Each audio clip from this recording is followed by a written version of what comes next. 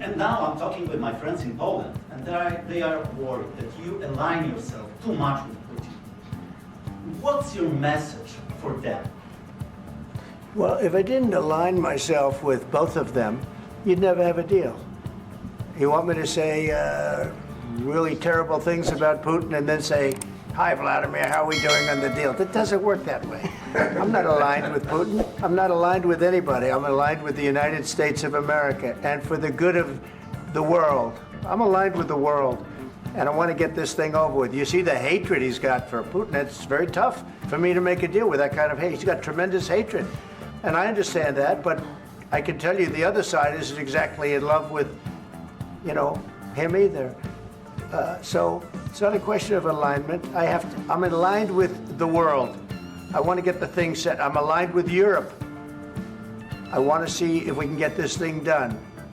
You want me to be tough? I could be tougher than any human being you've ever seen. I'd be so tough. But you're never going to get a deal that way, so that's the way it goes. All right, one more question. Hey, I would respond to this. So look, for 4 years in the United States of America, we had a president who stood up at press conferences and talked tough about Vladimir Putin, and then Putin invaded Ukraine and destroyed a significant chunk of the country. The path to peace and the path to prosperity is maybe engaging in diplomacy. We tried the pathway of Joe Biden of thumping our chest and pretending that the President of the United States' words mattered more than the President of the United States' actions. What makes America a good country is America engaging in diplomacy. That's what President Trump is doing. Can I ask you?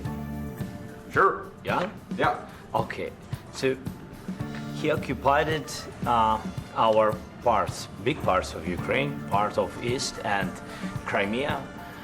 So he occupied it on 2014.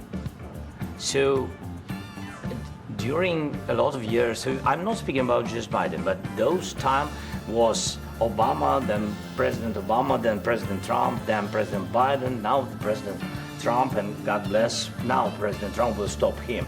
But during 2014, nobody stopped him. He just occupied and took. He killed people. You know what the contact 2015.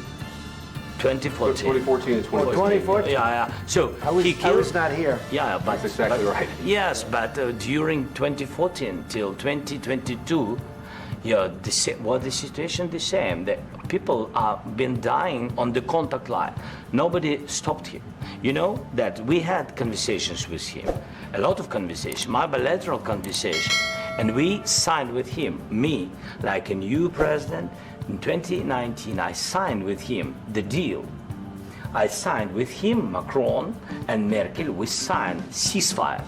Ceasefire. All of them told me that he will never go. We signed with him with gas contract. Yes, but after that, he broken this ceasefire.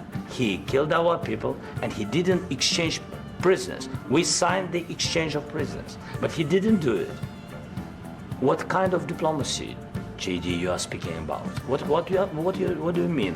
I'm talking about the kind of diplomacy that's going to end the destruction of your country. Yes, but if you Mr. President, with respect, I think it's disrespectful for you to come into the Oval Office and try to litigate this in front of the American media. Right now, you guys are going around and forcing conscripts to the front lines because you have manpower problems. You should be thanking the President for trying to bring an end to this conflict. Have you ever been to Ukraine that you say what problems we have? I have been to. Come once. I've actually watched and seen the stories, and I know what happens is you bring them on a propaganda tour, Mr. President. Do you disagree that you've had problems bringing people into your military? And do you think that it's respectful to come to the Oval Office of the United States of America and attack the administration that is trying to prevent the destruction of your country? A lot of questions. Let's start from the beginning. Sure. First of all, during the war, everybody has problems. Even you, but you have nice ocean and don't feel now, but you will feel it in the future. God bless. You don't know that. God bless. God bless. You will not have war. Don't tell us what we're going to feel. We're trying to solve a problem. Don't tell us what we're going to feel. I'm not telling you. Because you're in no position to dictate that. That's Remember exactly this. what you're doing. You're in no position to dictate what we're going to feel. We're going to feel very good. You will feel influence. We're going to feel very good and very strong. You will feel influence. You're right now not in a very good position. You've allowed From the yourself very- to be in a from very the bad very position, beginning and of he the happens war. to be right about From the it. very beginning of the war. You're not Mr. in a good Brown, position. I You don't was- have the cards right now. With us, you start having not playing cards. cards. Right now, you I'm don't. very Yeah, you're playing serious, cards. Mr. President. You're I'm playing very cards. serious. You're I'm gambling the with the president lives in of war. millions of people. You think- You're gambling with World War III. what do you think You're about? gambling with What do you World think War about? III. And what you're doing is very disrespectful to the country, this country. That's with back all to you. respect to you. Far more than a lot of people said very they respect. should have. Have you said thank you once this A lot entire of meeting? times. No, in this Even entire meeting, today. have you said thank Even you? today. You went to Pennsylvania and campaigned for the opposition in October. Offer some words of appreciation for the United States of America and the president who's trying to save your country.